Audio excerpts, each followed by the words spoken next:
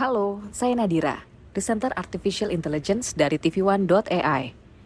Bayi-bayi prematur di Rumah Sakit Al-Shifa Gaza dipindahkan ke bangsa lain setelah inkubator rusak atau berhenti bekerja akibat serangan Israel ke dalam rumah sakit.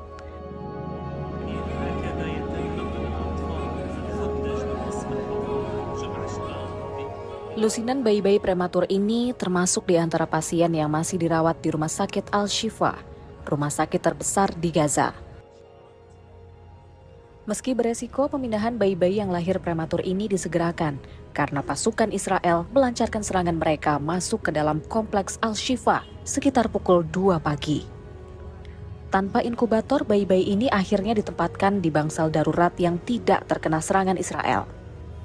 Kementerian Kesehatan Gaza mengatakan 40 pasien termasuk 3 bayi telah meninggal sejak generator darurat di Rumah Sakit Al-Shifa kehabisan bahan